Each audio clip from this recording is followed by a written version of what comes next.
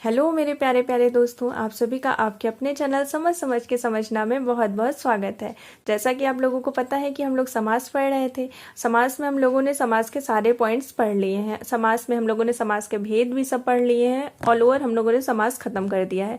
आज हम लोग समास का रिविजन करेंगे, बहुत छोटे में जल्दी समझ जाएंगे। बस हमने जो पढ़ा है वो हमें याद है, रिविजन के तौर पर हम लोग आज करेंगे। तो चलिए हम लोग वीडियो को स्टार्ट करते हैं। समास समास का मतलब क्या होता है? संक्षेपीकरण। दो या दो पदों को मिला करके जब उसे छोटे रूप में, जितना छोटा हो सकता है उसे रूप में दिखाया जाता है, उसी को समास कहते हैं। समासिक पद। समासिक पद जब समास बन जाता है तो उसे समासिक पद कहते हैं। जैसे राजपुत्र, राजा का पुत्र, ये राजपुत्र जो है यही समासिक पद है। और समास विग्रह, राजा का पुत्र, राजा का पुत्र, तो ये समासिक विग्रह है। जब उसका विग्रह कर देते हैं, ये पता करते हैं कि इसमें कौन सा समास होगा। जैसे राजा का पुत्र राज, इसमें का लगा हुआ है ना, तो हम लोगों ने तत्पुरुष समास से पढ़ा था कि जो है कहीं पे ऐसा हो कि विशेषण हो और लास्ट वाले में वहां पे संज्ञा हो, तो वहां पे तत्पुरुष समास होता है। तो वो चीजें अगर आप पीछे जाकर के वीडियो में देखेंगे तो आपको समझ में आ जाएगा। तो यहाँ पे राजा का पुत्र, ये हम लोगों ने समासिक विग्रह कर दिया। फिर जो है इसमें पद, संग समास में दो पद होते हैं, पूर्व पद और ये पहला पूर्व पद और दूसरा उत्तर पद। ठीक। फिर समास के भेद, समास के चार भेद होते हैं।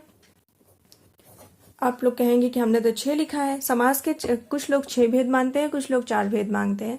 लेकिन तत्पुरुष समास का ही द्विगु समास और कर्मधारय समास इसका भेद होता है। तो हो समास के 4 भेद होते हैं, द्विगु समास और कर्मधारय समास तत्पुरुष समास का ही भेद है। फिर अव्यय भाव समास, हम लोग फिर स्टार्ट करते हैं। इसमें अव्यय भाव समास इसका भेद है, तत्पुरुष समास, फिर आता है द्वंद्व समास, फिर आता है बहुव्रीहि समास। ये 4 हो गए। और ये तत्पुरुष समास के द्विगु और कर्मधारय 2 ये हो गए। तो 6 टोटल हो गए। हम 6 के बारे में डिटेल में चलिए पढ़ते हैं, थोड़ा सा डिटेल में, क्योंकि हम लोगों ने डिटेल में तो पहले ही पढ़ लिया है। तो चलिए हम लोग आज जानते हैं कि अव्यय भाव समास छोटे में समझते हैं। अव्यय भाव समास, अव्यय भाव समास में पूर्व पद प्रधान होता है, पूर्व पद में इसमें अव्यय होता है या फिर उपसर्ग होता है। और इसमें जो है उत्तर पद कोई संज्ञा होती है। जैसे प्रतिदिनम, प्रतिदिन में क्या है कि प्रति जो है अव्यय है और दिन संज्ञा है, तो ये अव्यय भाव समास हुआ। तत्पुरुष समास में, तत्पुरुष समास में उत्तर पद की प्रधानता होती है, इसमें पूर्व पद विशेषण होता है। जैसे कि सुख प्राप्त, सुख क्या है? सुख इसकी विशेषता है। और प्राप्त, सुख प्राप्त करना, सुख को प्राप्त करने वाला। फिर द्वंद्व समास, इसमें दोनों पद की प्रधानता होती है। इसमें कोई पद संज्ञा हो सकता है या फिर विशेषण हो सकता है। जैसे कि राम लक्ष्मण, राम लक्ष्मण दोनों संज्ञा है, राम की भी प्रधानता है और लक्ष्मण की भी प्रधानता है। तो इसमें इसमें कोई पद कम नहीं होता, दोनों पद की समान प्रधानता होती है। राम भी अपने स्थान पे वो प्रधानता उनकी रखती है और लक्ष्मण भी अपने स्थान पे अपनी प्रधानता रखते हैं। ऐसे ही द्विगु समास, द्विगु समास में उत्तर पद की प्रधानता होती है। उत्तर पद हमेशा संज्ञा होता है और पूर्व पद हमेशा संख्यावाची शब्द होता है। जैसे चौराहा, 4 राहों का समाहार, 4 राहों का समाहार। तो चौराहा, इसमें 4 क्या है? 4 संख्यावाची शब्द है। और राहों का मतलब रास्ता है, तो ये हमेशा संज्ञा होगा। तो राह की बात की गई, ये संज्ञा है, तो 4 राहों, अगर किसी संज्ञा के आगे कोई संख्यावाची शब्द लग जाए तो वहां पे द्विगु समास होगा। फिर उसके बाद आता है कर्मधारय समास। इसमें जो है जो जिस पद में विशेष होगा वही पद प्रधान होगा। तो जैसे अगर वो पूर्व पद में विशेष है तो पूर्व पद प्रधान होगा। विशेष का मतलब तो आप लोग जानते ही हैं कि विशेष का मतलब संज्ञा होता है।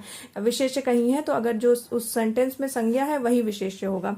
फिर इसका जो है और जिस पद को विशेषण होगा वो पद जो है गौड़ होगा, और जिस पद में विशेष होगा वो पद जो है प्रधान होगा। कर्मधारय समास में, कर्मधारय समास में जैसे महाकवि, कवि क्या है? संज्ञा है, और महा क्या है? इनकी विशेषता है। तो इसमें पूर्व उत्तर पद जो है प्रधान है और पूर्व पद इसकी विशेषता बता रहा है, ये गौड़ है।